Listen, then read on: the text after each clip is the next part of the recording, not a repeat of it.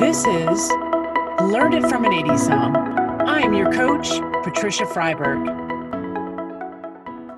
Today we have a very special guest.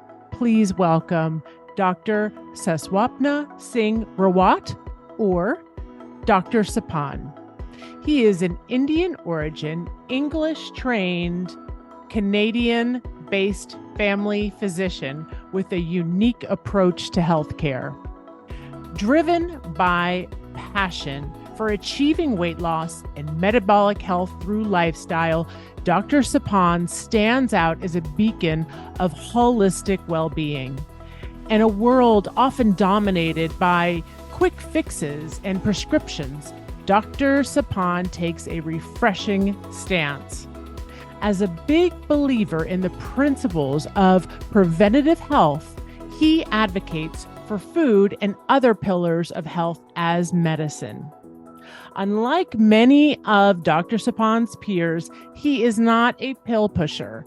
While he acknowledges the importance of medications in certain cases, he believes that the first line of defense in empowering clients is to make positive lifestyle and dietary changes.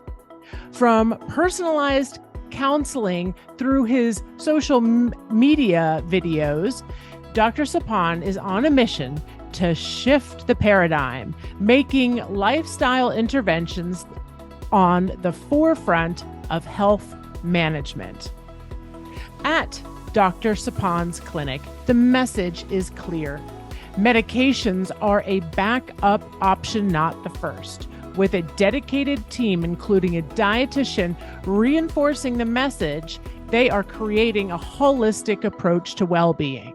Currently, Dr. Sapan is leveraging social media through TikTok, whereby he has 20,000 subscribers to spread this crucial message of prioritizing lifestyle choices for optimal health. But his story does not end there. In fact, recently, he has completed Harvard's course on sustainable lifestyle and nutrition. Dr. Sapan has elevated his understanding, particularly emphasizing the impact of factors like stress and sleep on metabolic health. Today, we'll uncover the insights gained by this journey and explore how Dr. Sapan is using his knowledge to make a lasting impact on the lives of many. Hello, Dr. Sapan. It's so great to have you here today. Thank you so much for being on the show.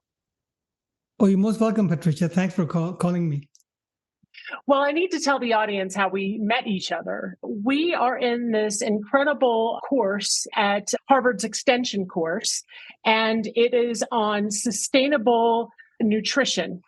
And it has been, for me, an amazing experience, not just learning the amount of learning that we've done in the last 8 weeks, but then also the connections that we've made within our cohort.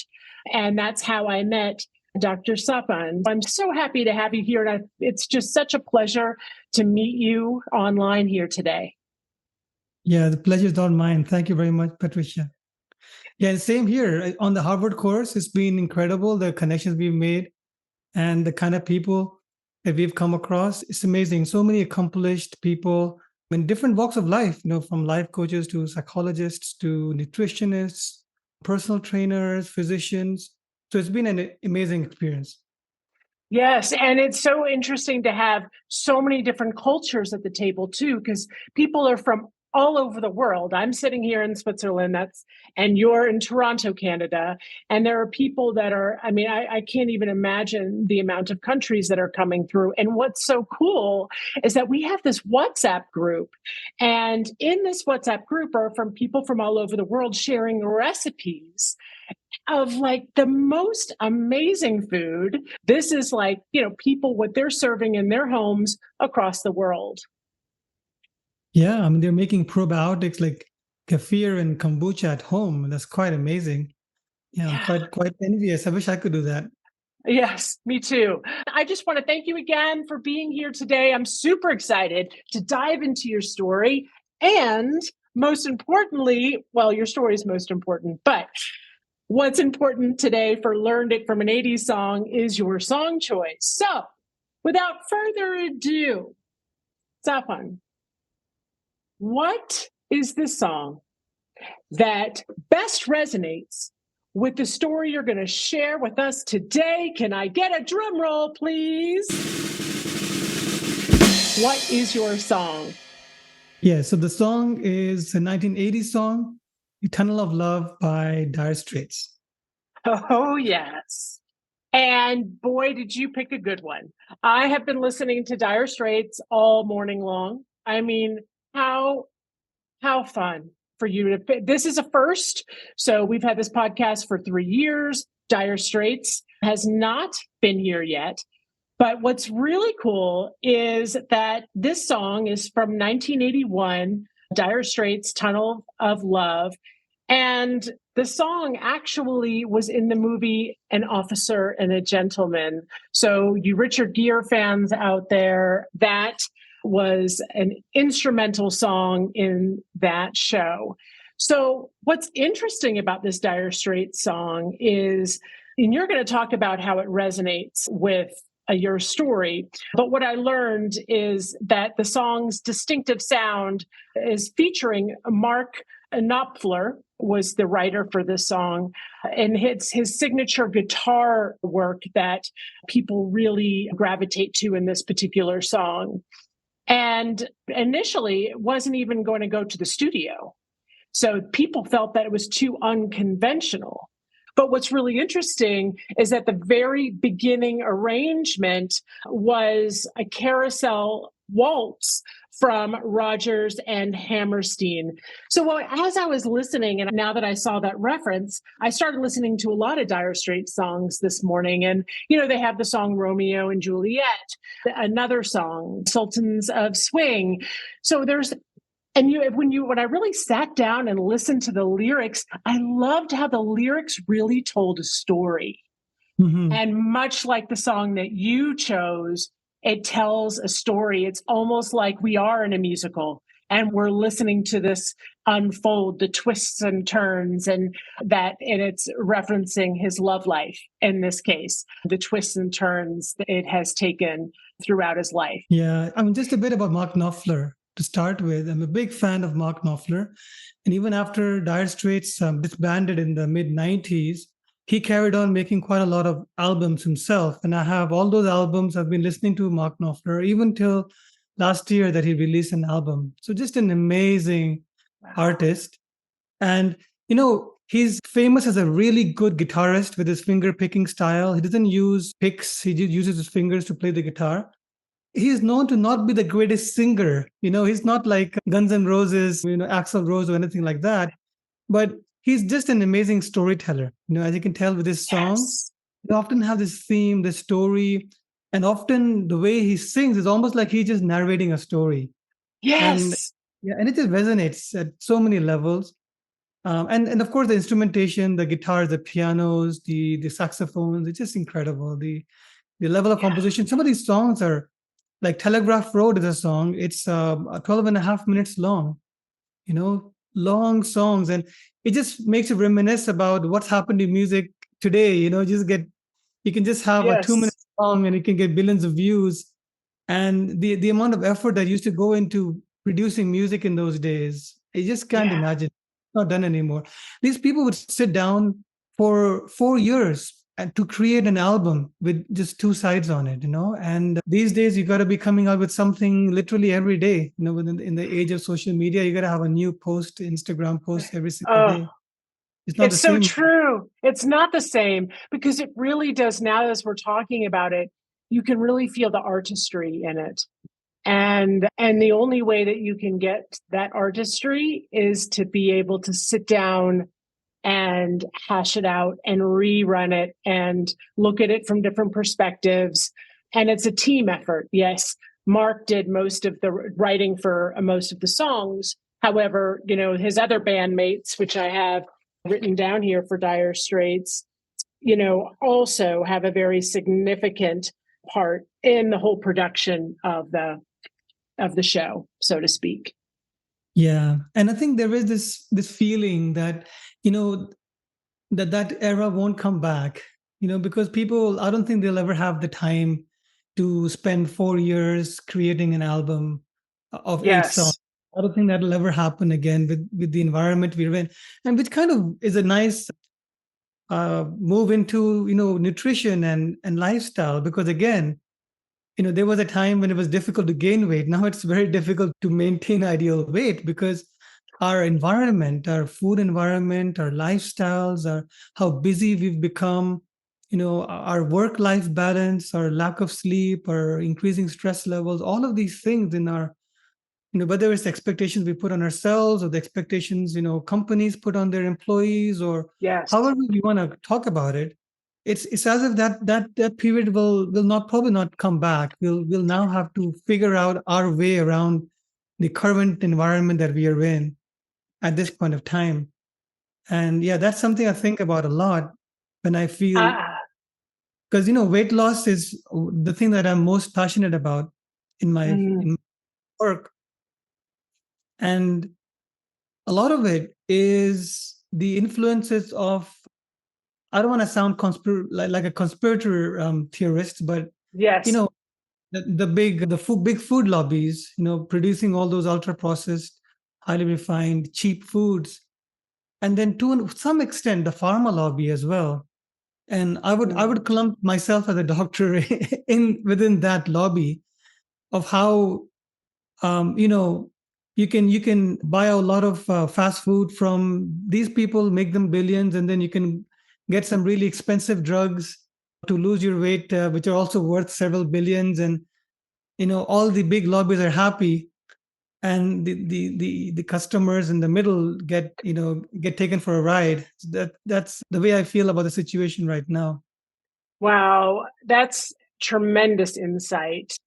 And what you're delivering out there through your TikTok, through your show on YouTube, all of those things, what you're educating. And I feel like the more education we get out there, the less people may go for those big ultra processed foods, which means business, they're going to have to find other ways of avenues for business, right? Than making these ultra processed foods.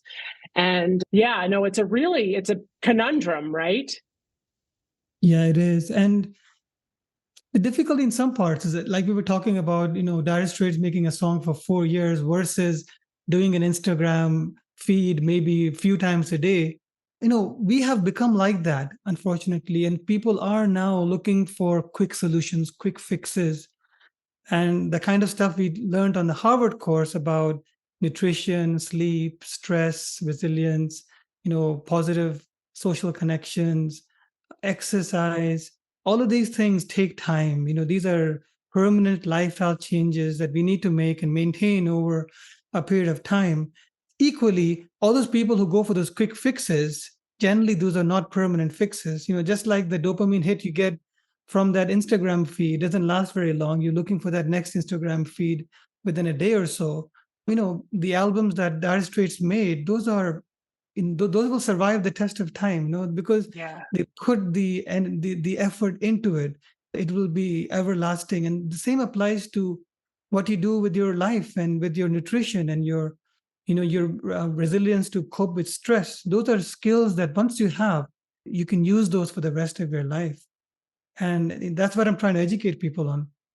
Right. That is such a great analogy to really look at, what if we start living our life, not just, with quick fixes, and it really looking at it as a masterpiece, because that's what we are. Each individual is a masterpiece, and we need to take the time to sculpt it, take the time to nuance it, and work, and like when I work with my coaching clients, as yours with your patients, it's like they are the expert on them. They know, typically what's going to be best for them, but then coupled with some education around lifestyle and nutrition and some tools in their toolbox can really set them up for success.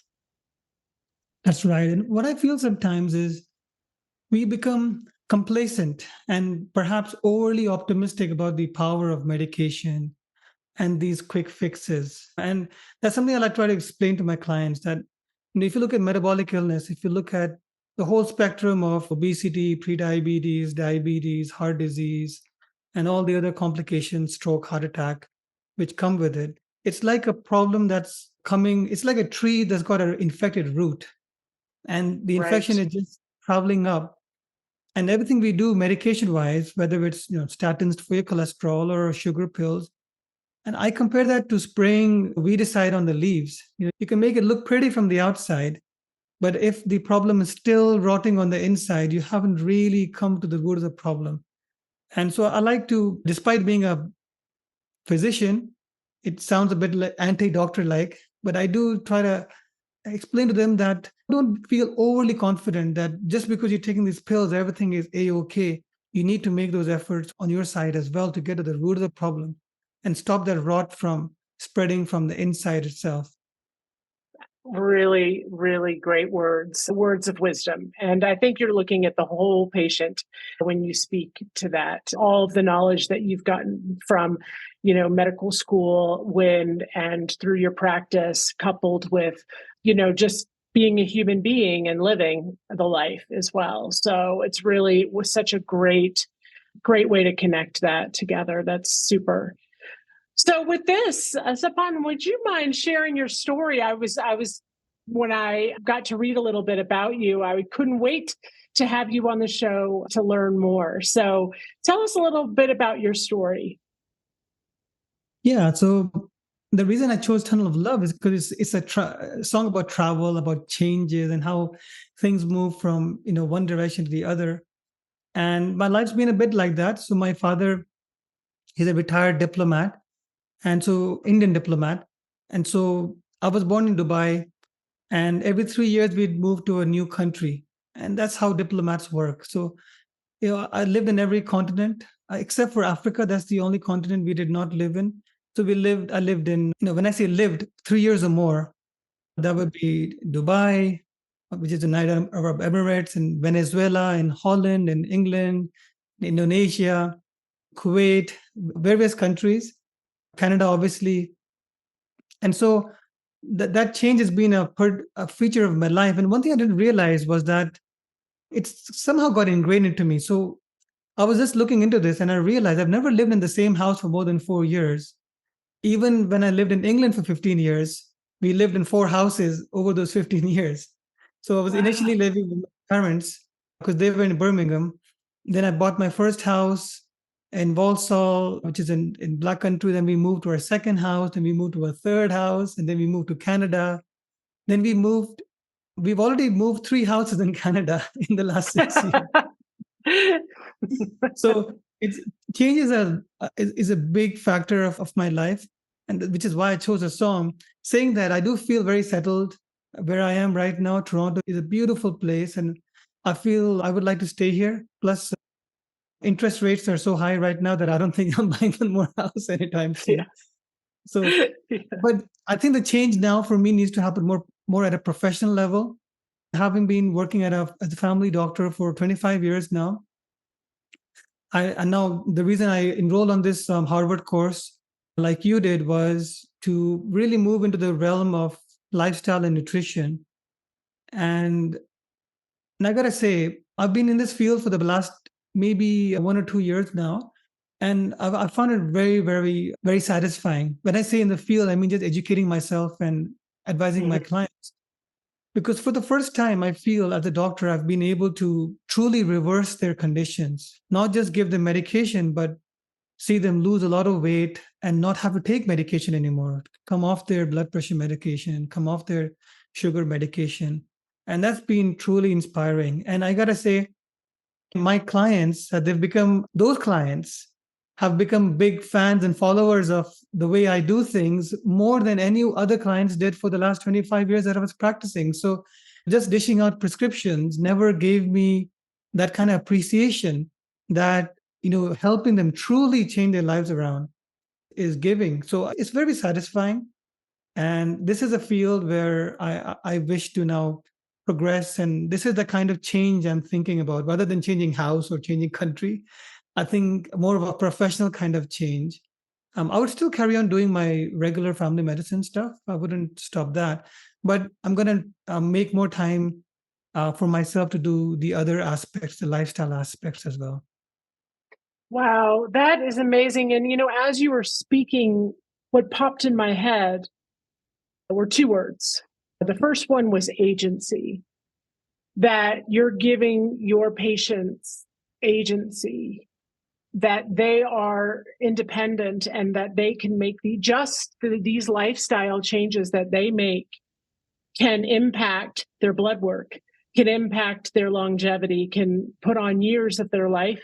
And and you're empowering them, but it's agency, it's their independence. They're having control of this. Whereas, like with the medication, while important in many cases, I think it serves its purpose in many places.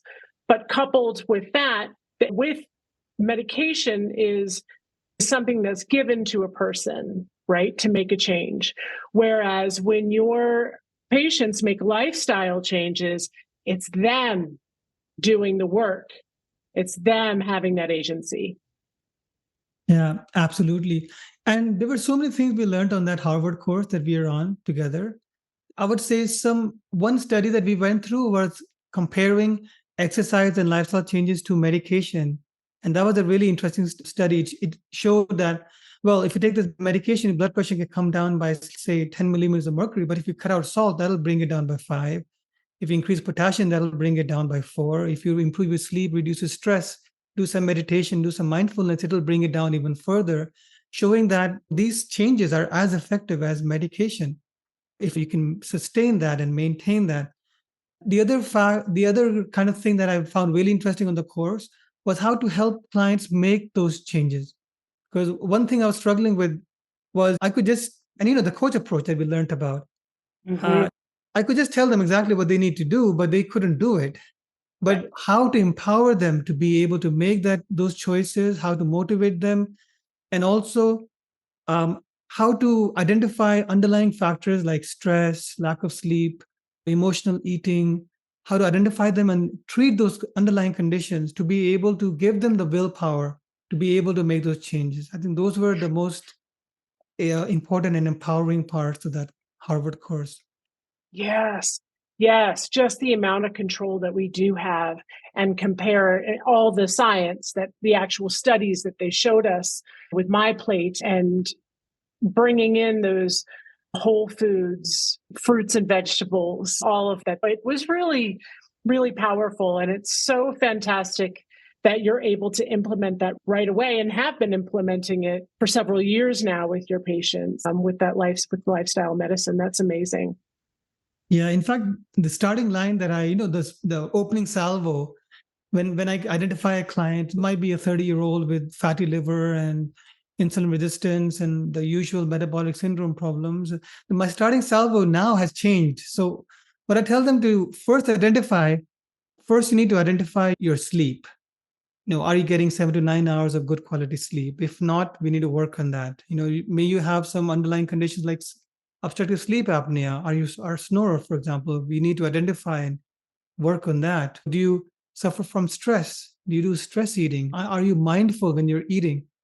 If that's the case, you may need, coaching, mindfulness, therapy, meditation. There are a whole bunch of things that you may need to help with that aspect. And what's your work-life balance like? If you're working 20 hours a day, there's probably not very much I can do to help you. So Yeah. you need to fix your work-life balance. So before even uttering a single word about fruits and vegetables, that's my opening salvo, because nothing's going to work if we don't fix that first. The rest of it is almost immaterial. What else I tell you about nutrition, exercise, intermittent fasting, or whatever else I advise you on, you need to fix the mental health, the sleep, the work-life balance first, so we can get into that. Sleep is probably the most important aspect for me personally, that makes the biggest difference on how I produce, how much do I produce, and how well do I produce the next day? How well do I eat the next day? Because we get what is it called? The ghrelin, that hormone, is it a hormone, correct? Yeah, that comes in, and it makes you want to eat, like, those quick foods, some sugary or something like that. And I noticed such a difference when I sleep versus when I don't sleep, productivity, and then food choices. Those are two that I journal about, like, oh, how am I feeling today? And it's really has everything to do with sleep. Yeah, absolutely. And there's something else I often counsel to my young patients who have these early signs of metabolic syndrome and impending cardiovascular disease, perhaps in their 50s. And I explain to them that, when you're driving your body, you only have one body. We change cars every 4 years, but you only have one body. When we're driving our body, it's not like driving a car, it's like driving a ship. It's like driving that Titanic. You're driving a car, you see in danger, you make a turn, you make a move. But if you're steering the Titanic, you see that iceberg in front of you, it's too late. That warning sign came 20 years ago. To develop from insulin resistance to diabetes takes about 8 to 10 years for that to change. From diabetes to start causing kidney damage, eye damage, heart damage, it takes 8 or 10 years more. So you get those warning signs a good 20 years in advance. And I've got to say, I'm as guilty as most other doctors out there. We look at people with fatty liver, insulin resistance, high cholesterol, sugar, and we just say, oh, it's okay, don't worry about it. Most of the population's got fatty liver anyways. But those are those really precious early signs that come a good 20 years before. And that's the time when those people need to be steering their ship in the opposite direction to avoid that iceberg. And so many of us miss those opportunities. And I'm glad I'm not missing those opportunities anymore, but I did for a good many years before coming down this path. Yeah. Wow. That's so interesting. Well, I just think you're doing such incredible work out there. And, Toronto's lucky to have you. I don't know how the medical system is in Toronto, but what I've found here in Switzerland, versus going to being in the US, is that the doctors here, the doctors that I've seen, have spent a great deal of time with me, because they can, based on how the system is here. So that they still obviously have a lot of patients and things that they have to do, because doctors are in demand and they're very busy. But what I will say is that the time allotment, in fact, I was joking with somebody on the podcast a couple weeks ago about how I felt antsy because I felt like they had to get to their next patient about 30 minutes into our meeting. But we met for a whole, an hour and a half, I think, just going over my family history, all of that.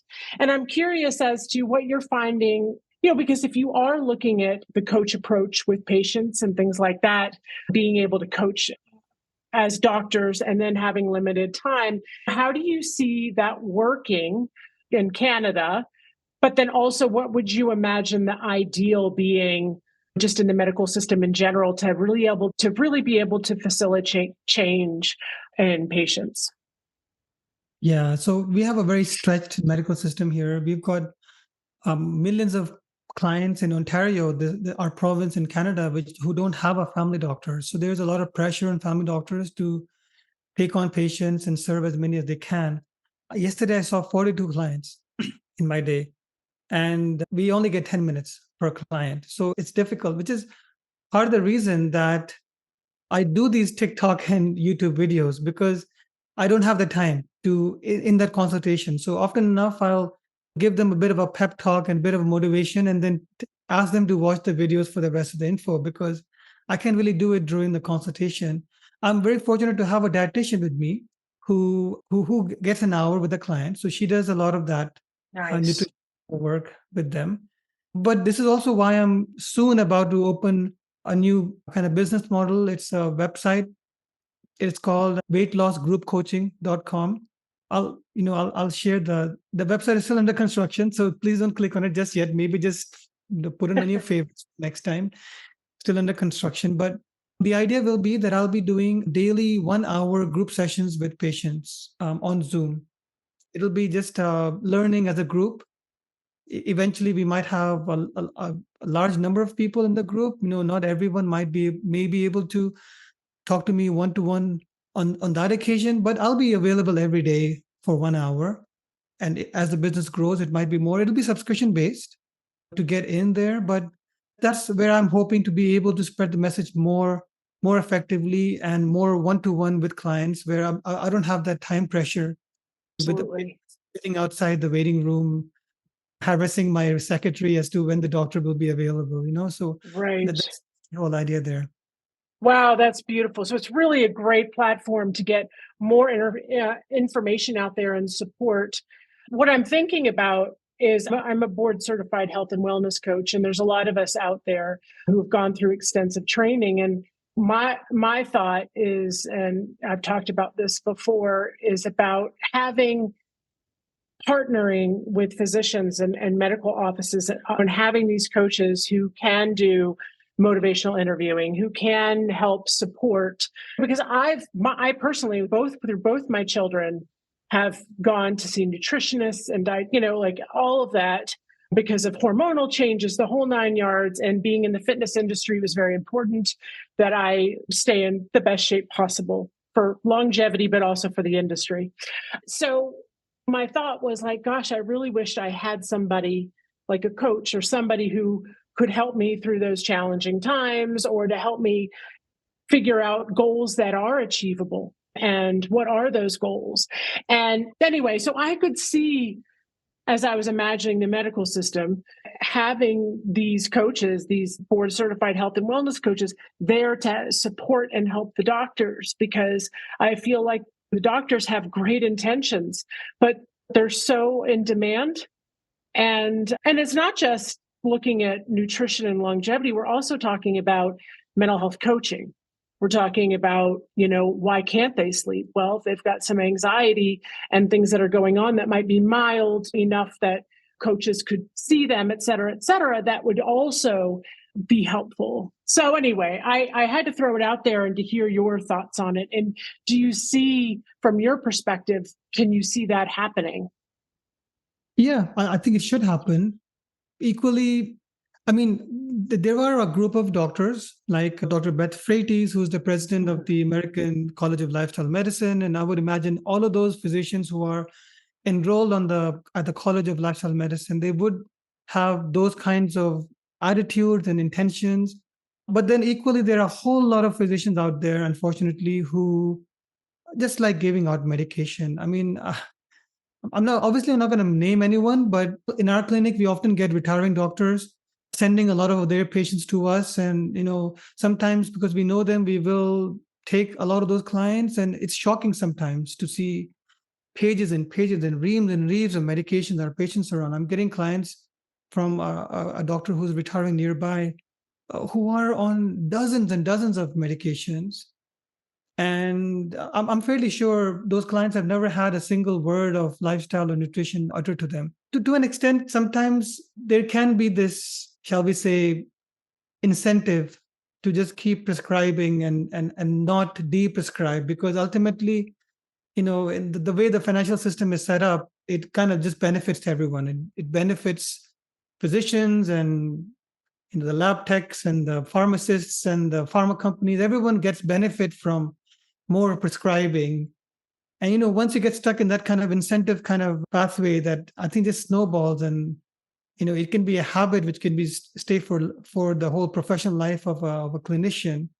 I feel quite fortunate that I kind of moved away from it, but it took me 25 years of practice to realize what I was not doing correctly. I mean, for so many years, I just prided myself for being an expert in the whole algorithm of which diabetes drug comes first and what comes second, what comes third. And, looks like your A1C is a bit high. We're going to add this on and we're going to add that on. And your blood pressure is a bit high. We're going to add something on. And it was always just about addition and subtraction.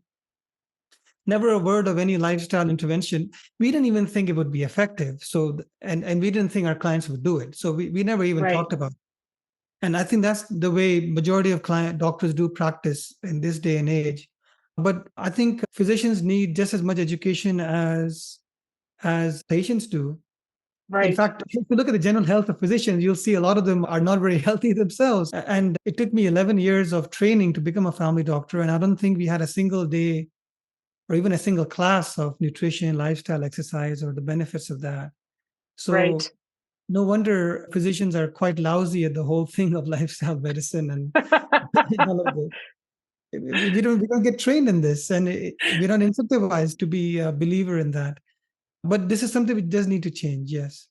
Yes. And to be fair, I think I had mentioned that I'm married to a physician. I have been with this physician since med school so long, 25, 26 or 7 years.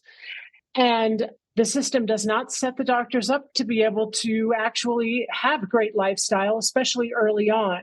So, yes, I hear you say that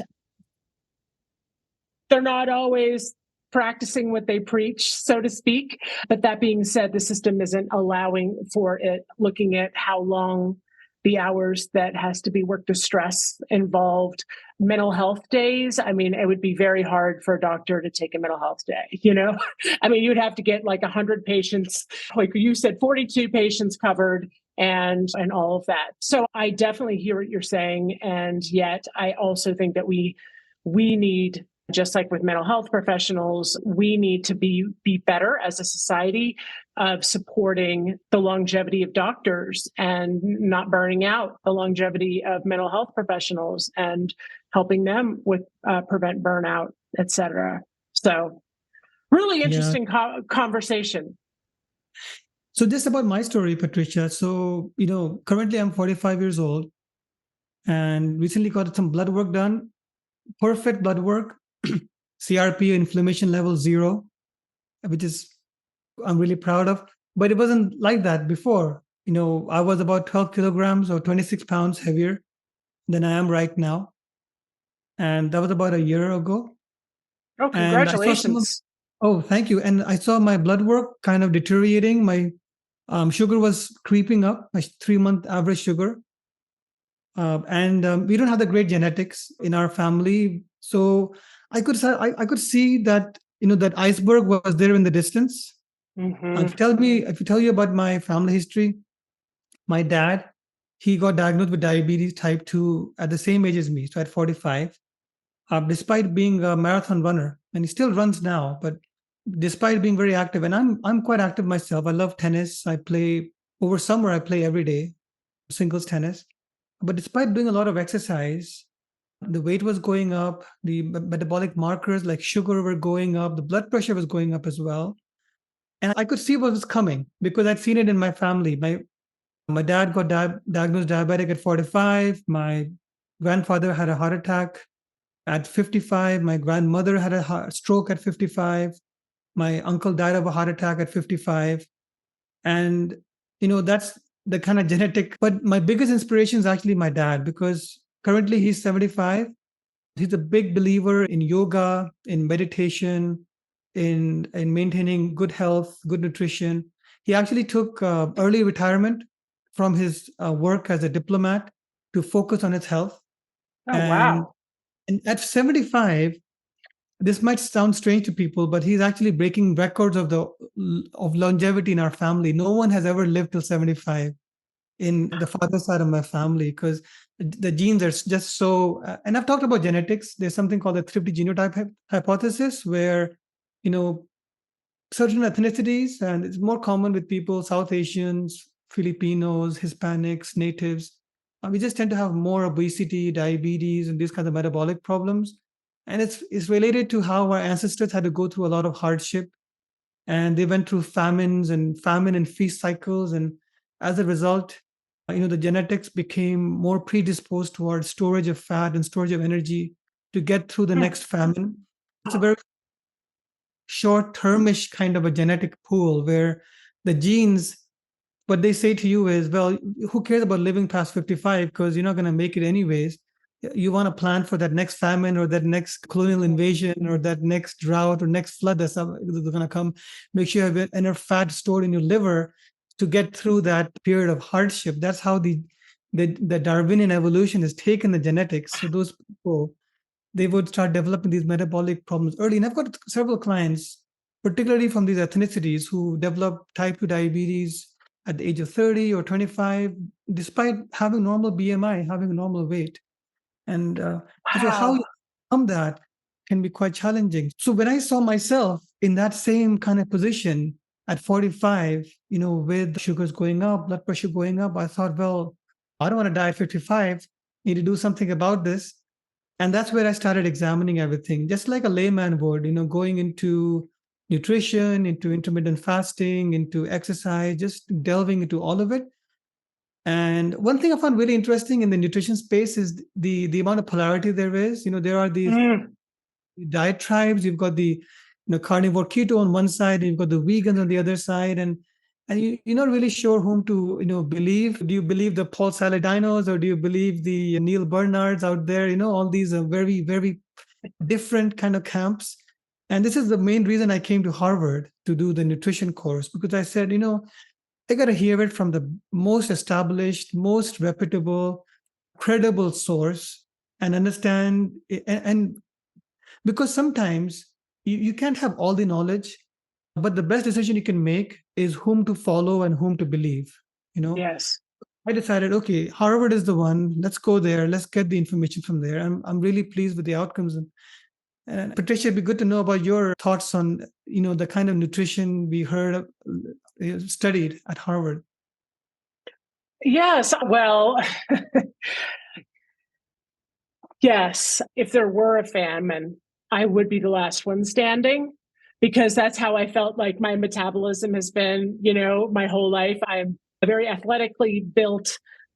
I'm German, Irish. I definitely, when I go to Munich, when I go to the Bavarian region, I feel like I am at home. Everybody looks a little like me. And I'm like, oh, there's the 5'11" athletic built women out there. There they are. And so as far as, being in the fitness industry, I definitely tried everything. I was a vegetarian for 12 years. I think I was a little tired of all the information and misinformation out there. So like you, I said to myself, I turned 50 this year. I'm going through life changes, midlife changes, and things like that. I wanted to know, going into my next chapter, and looking at longevity, I wanted to hear it from the resources, the research. I wanted evidence-based research on what is best for me and how can I fuel this vehicle that I don't get to change in, like you said, every 4 years for a new model, right? It's here with me to stay, and I want it to last to the very end, like your father's done such an amazing job. So for me, that is why I enrolled in the course. And I did learn quite a bit about what I was doing wrong, what I could be doing much better, but then also looking at the pieces that I'm doing really well. And that made me feel like, yes, that's great. I am doing this part well. And I think that's looking at changes in my life and changes that I don't have control over. This has been like, for me, it's that agency. It's like, what do I have control over? And this sustainable nutrition program I felt very attainable, looking at the 6 pillars, but really within nutrition, really looking at the whole foods, looking at vegetables with every meal, and looking at I think my biggest takeaway is I do the exercise of sitting in front of my meal and breathing before I eat. So I do several mindful breaths. I've never done this before. But I've adapted it to at least one meal a day. I take some breaths, and then I look at the food that I'm prepared, and I imagine where it came from. So also another mindfulness technique. And then from there, eating, and I find that I am more sustained for a longer period of time. Yeah. I mean, I'm not quite there yet, Patricia. I mean, you're doing a lot better than I am. But, yesterday after seeing those 42 patients, coming home completely exhausted, first thing I did was went into the fridge and grabbed some chocolate. And then at least now I'm mindful. Now, at least I recognize, I'm stress eating, Right. So as much as I would have normally had, I just had a small piece, and it was the dark chocolate, 85%. So, I'm good. In that sense, quite healthy. Yes, that is healthy. So, at least now I'm more mindful, and I'm going to start incorporating that mindful breathing before food as well. Yeah. We talked about how people are looking for quick fixes. It's like your instant dopamine shot from that Instagram reel rather than spending 4 hours, 4 years on an album or a Dire Straits album, creating beautiful music and cherishing it for the rest of your life. Is that apart from that, the other thing I find a bit, shall I say, frustrating in this nutrition field is how clients seem to have this tendency of associating with very extreme thought ideologies. Either or you just gotta eat meat all day, you gotta be a carnivore, or you just need to be a no oil vegan, which in my book also has certain downsides, be it Yes. by 12 or DHA, EPA, omega-3, and other kinds of things which are not quite right with that kind of approach. But how it is that those people seem to have millions of followers, while if we just talk about, say, Professor Walter Willett, who's published over 2,000 papers, the most cited nutrition scientist in the world, and people like you and me who are learning from Harvard, and we can give people a much more balanced and I would say much more genuine kind of approach on how to conduct themselves. And like you said, it's not just about nutrition, it's also about exercise and mindfulness and stress resilience. There's not so much appetite for that in among people. They just seem to, and perhaps since you have a psychology background, Patricia, perhaps you could advise me on why that's the case. Why is it that people seem so attracted towards these extremes, while someone just giving you the common sense kind of scientific approach doesn't seem to garner so much attention? Well, isn't that an interesting thought? I would say that I think naturally the society that we're in right now, as you talked about earlier, the quick fix, the instant gratification, the dopamine, we want things and we want them quickly. So looking at the research and everything that's based with what we saw in the Harvard Extension program, I felt like it's a slow and steady. It's a lifestyle. It is the marathon. It is this. These are small lifestyle changes. This is that Dire Straits amazing song that took 4 years to make that album. People don't want to wait 4 years. They want it and they want it now. But I think what's important is recognizing wins along the way. And I think that is going to give people the longevity to get people to keep going and not to go to those extremes, but rather really kind of, all right, this is one step forward. This is another step forward.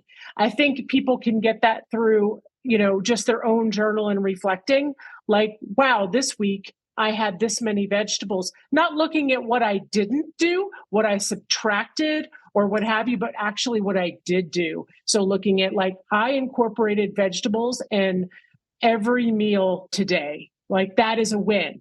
So writing that down, that's a little nugget that'll get them to the next day. So I think, we as people have to resist of course we all want a quick fix. Like, wouldn't that be amazing? We could go check in and get our 4-year tune-up and get a full, get a whole new model and then keep going. Of course we all want that. But I think it's just looking at those small, sustainable steps that we do along the way that keeps people moving the dial forward. And whether that's through coaching or whether that's through self-reflection or whether that's through the buddy system, whatever it might be. So I think that's such a great question. But I think the answer to that is really, it's difficult to make those, slow changes. I think part of it, Patricia, is that a lot of our clients, they just sleepwalking into metabolic illness, and they don't realize the relevance of that. I think it's a lack of education to some extent. To some extent, it's also an over-reliance on, we talked about the pharma lobby and the medical lobby and all these other lobbies, these big multi-billionaire kind of corporation lobbies. It's an over-reliance on that as well. You just feel, well, I can have my poor lifestyle and diet and I can gain a whole lot of weight, but it's okay. I've got doctor who so-and-so can prescribe me all these drugs and that'll be fine. And there was this kind of over optimism, I feel, in that sense as well. A lot of my clients, they say, sorry, doctor, I haven't got time for that. And when I hear that, I say to them, don't tell me you haven't got time, because you do have time. You just haven't prioritized it in your life enough. If you prioritize it, you will make the time. It's Mhm. someone saying to me, "Oh, this sounds a bit crude, but a friend of mine may say, "Oh, you're a Hindu, you should go to the temple." But it's been a year since I went to a temple. Now, if someone said to me, "Oh, Dr. Rawat, why haven't you been to a temple for the last year?" I wouldn't say to them, "I haven't got time," because that's a lie. I wouldn't want to. Yeah. I do have the time. In my whole part of things, I believe in all religions. I believe in all faiths. I believe we just need to be good persons. We need to do the right thing. And truly, all religions, whether it's Hinduism, Buddhism, or any other religion, they teach the same thing. And as long as we follow those, we help each other out and try to do the right thing. I don't believe that sitting in front of going to a temple and folding my hands is doing anything on top of that. So that's my Mhm. belief process. Mhm. And so my response wouldn't be I haven't got time. My response would Right. be that's not my That priority right now. I don't want yes. to. I mean, there could be someone else who's a big sinner and doing all kinds of bad things and going to the temple every day. That doesn't make it any better. You know. Right. Yeah. 100%. Now, I know before we have to wrap up because I know you've got a busy day ahead I don't want I know we're tight on time, but I wanted to dive in on your strengths because you have an amazing package of strengths. And so though we use the VIA strengths, character strengths, these are 24 character strengths that are who we are to our core. It was developed by Peterson and Seligman. It is completely free to take this assessment online, and you can find out your ranking of your 24 strengths. So, Sapan's top 5 strengths, number 1, if you don't mind me sharing, is perspective. And then number 2 is honesty. And then number 3 is kindness. Number 4 is love of learning. And number 5 is hope. Wow. I mean, looking at a physician and seeing these strengths, I mean, wouldn't all of us want to see a doctor that had these top 5? That's what I have to say. Because number 1, perspective, he comes in. You're not just bringing in your perspective of all the medical training. Like we had talked about earlier, you're bringing in your perspective of being a human being and really being able to relate to others. You're bringing your family history into it as well. And so I think that you have a unique perspective in your 25 years of experience and taking in from all of that and all of your medical training. I think that speaks for itself. Perspective at number 1. It's Thank you. also linked to longevity perspective and healthy aging, by the way, Mhm. which is yes. And then second is honesty. Honesty is not only being honest with others, but then also with oneself. So honesty is number 2. And then obviously you can feel the kindness. Yes, kindness. We just had World Kindness Day just most recently. And kindness is contagious. And as you've been speaking and just the way that your TikTok, I will say that it's very informational. There's a kindness element to it where you really are sharing information. You're taking your knowledge and you're sharing it with others. And I can see that. Love of learning goes without speaking, without saying, because you just were in a course, like you said, with a very diverse group of people, from personal trainers to physicians to coaches, nutritionists, dietitians. So your love of learning is, you can see any doctor probably with the amount of education you've had, you've got to love it somehow, right? And then finally, hope and optimism. And you can hear that in your voice and how you're speaking today, that there is that optimism that we can make changes that your patients just, having that hope for your patients that just making their changes in lifestyle can make longevity and create longevity. So a really amazing package of strengths. And thank you for sharing those. Is there Yeah. anything that you'd like to add to that? Yeah, just on the hope part, I mean, one of the most optimistic and fantastic things I'm feeling right now is just connecting with you, Patricia, right now. And we've got so many alumni on that WhatsApp group at Harvard with from different walks of life, different kinds of life experiences, different skills, but we all have a common purpose. We're all trying to help our clients, achieve better things. And, I would never be able to, no matter how much I have the love of learning, I would never be able to, match a professional psychologist for psychological assessments and advising them, whether it's on mindfulness and we'll have a separate podcast on that one, Patricia, where I will interview you in the near Yes. future. But I gotta say, I'm so excited that I got to connect with you and with so many other people, and hopefully we can do great things together, and we can get people motivated in different ways, whether it's exercise or psychotherapy or nutrition, and get them motivated to make those changes they need to make to be their own doctor, to Yeah. fix their own health issues themselves from the root itself. Yes, that's wonderful. Quick question for you. If you had one action item for all the listeners that are out there right now, what would that action item be? Like if we were one thing that you think stands out. Yeah, so the one, I think, awareness. If someone's told you that you've got fatty liver, for example, and your doctor said to you, oh, don't worry about it, 60% of the population's got fatty liver, no big deal. Don't take it like that. Understand, like we discussed about driving your cars, like driving the Titanic, that iceberg's waiting for you 20 years down the line.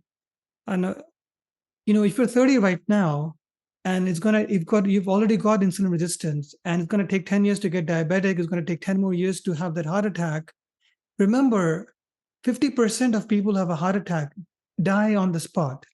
All the people you hear about who had the stent put in and they survived and they had a good outcome, well, those are the people who survived. You didn't hear about the ones who didn't survive.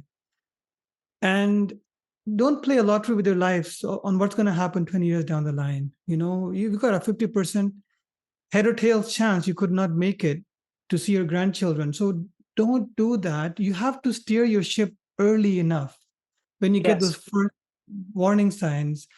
And unfortunately, our environment, our supermarkets are packed full of ultra processed foods. We are working long hours to make money. We have ads where we need to buy handbags and we need to buy new cars and we need to buy everything. We need to make the money. So we need to work longer hours. We don't get enough sleep. We don't get time to go to the gym. The whole process is kind of bent against you. It's all working against you to make those Mm-hmm. choices. But remember, there could be that iceberg 20 years down the line. You got to start moving your ship now. If there's one thing I would like my clients to understand, it is that don't take it lightly. Make sure you start making those efforts, whether it is improving your nutrition, exercising more, improving your weight, improving sleep, listening to people like you or people like me. Make those changes now. Don't wait till it's too late. Got it. That's great advice. Great advice. So getting your blood work done, looking at those early signs, and knowing that we do have control of it. And we've seen the science that making these even small changes can make a big difference. So well said. Thank you so much. Question for you. What is the best way for our audience to get a hold of you? I have set up a website which is under construction. I will provide the link to you, Patricia. It's called weightlossgroupcoaching.com. I'm hoping in the next month or so to get it up and running. And that'll be a place where clients will be able to interact with me one-on-one in a group Zoom setting. And this will be open to people from across the world. I will be doing my 1-hour sessions at 12-hour different time zones. So I'm planning to do that 8:30 in the morning Eastern time and also 8:30 at night Eastern time. So people from various parts of the world can find a suitable time to log in. Very It'll be nice. but it'll give people access to one-to-one dialogue with me. Plus, it'll also help people just form a community and be able to learn from each other's experiences as well. Wonderful. Wonderful. All of this, guys, will be in the show notes, so you'll be able to get a hold of Dr. Sapan. Question for you. Last one. Last question of the day. 80s trends. Is there one 80s trend that stands out in your mind? Just one. With bell-bottom trousers. Very nice. So we're looking at like the end of the 70s, beginning of the 80s kind of vibe. Very nice. Very nice. Well, that's so great. I am so grateful to have had you here today. Thank you so much for being on the show. Thank you so much, Patricia. And I look forward to interviewing you as well. Yes, me too. Until next time.